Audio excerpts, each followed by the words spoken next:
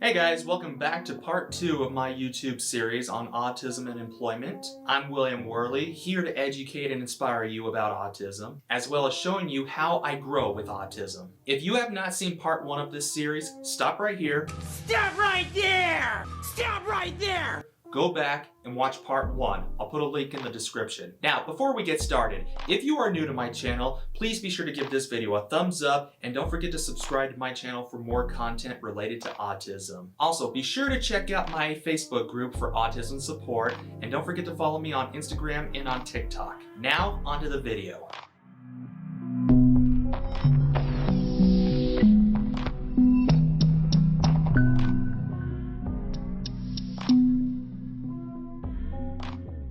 Just to give a quick recap, in part 1, I talked about how people with autism have a hard time navigating in the employment field due to mental barriers that autism causes, such as communication, following and understanding directions, social interactions, hard time staying focused or concentrating. Then I ended that video notating that employers, in my opinion, need to be trained and educated on how to work with autistic individuals so that they can be successful at their job. It's important to acknowledge that autistic people will not approach work the same way as typical people do.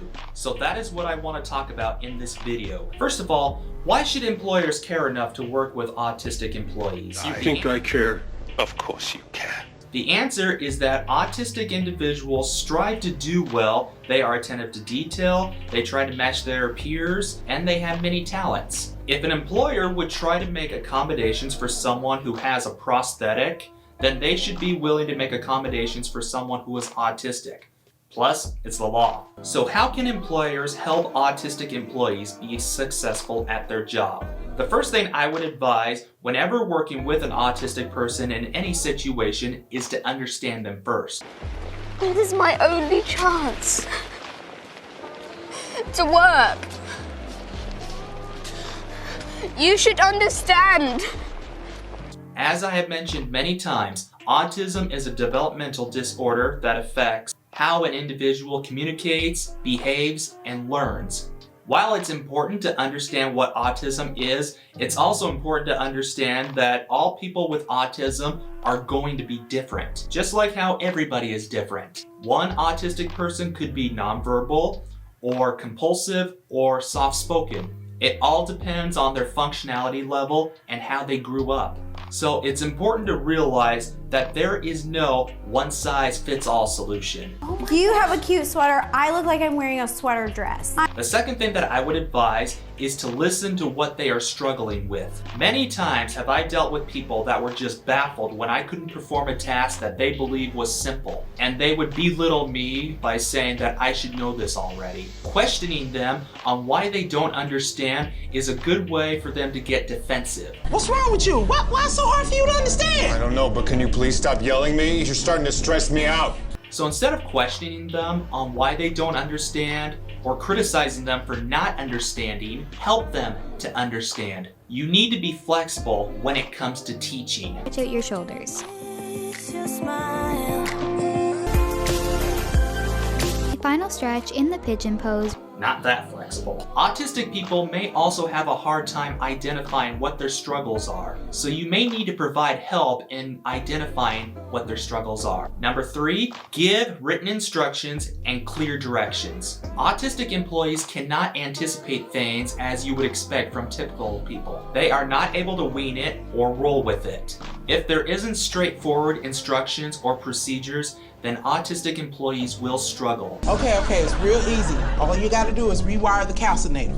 So remove this? Does that look like the calcinator? People tend to assume that an autistic employee is ignoring them or not paying attention, but that isn't the case. It's a coping mechanism that they use to process information. Number 4, and this is important, do not express your frustration with them. I have helped in the escape.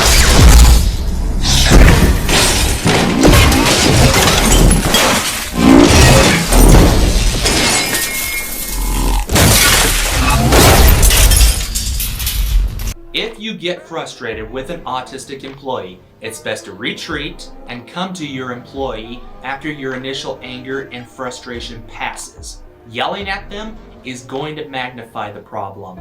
If you yell at an autistic person, they will shut down and enter what is called the fight, flight, or freeze mode.